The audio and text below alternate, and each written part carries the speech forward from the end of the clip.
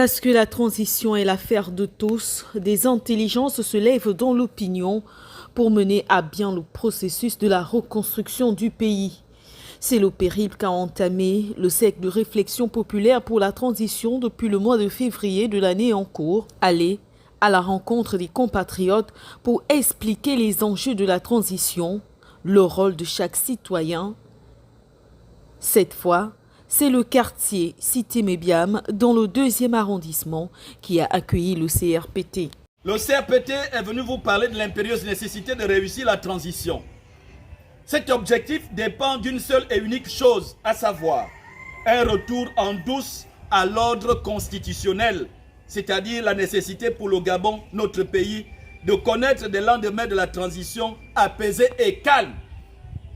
Ce que nous voulons, et c'est pourquoi nous œuvrons, c'est qu'après la transition, qu'il n'y ait plus de problèmes. Il ne faut pas qu'après la transition, il y ait des problèmes dans notre pays. Nous avons donc besoin de terminer cette transition de manière calme et apaisée. La vérité qui sauve envers les nouvelles autorités, mais aussi envers le cercle de réflexion populaire pour la transition, pour qui le processus actuel du pays n'a qu'une seule option, le plan succès, afin d'effectuer un retour effectif à l'ordre constitutionnel.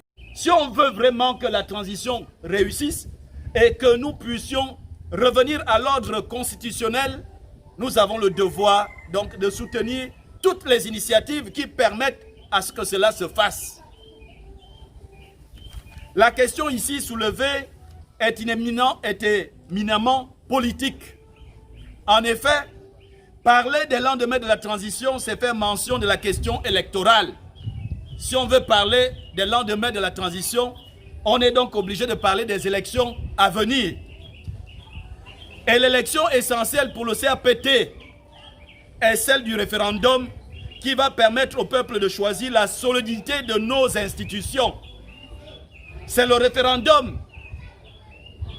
que nous apprêtons à vivre et à pratiquer dans quelques mois, dans quelques semaines, qui permettra que nous mettions en place la solidité de nos institutions. Souvenons-nous que le CTRI nous a promis la restauration des institutions. Cela ne se fera que si et seulement si nous adoptons une bonne constitution. Pour l'heure, le CRPT dit oui au référendum. J'ai fait ma part.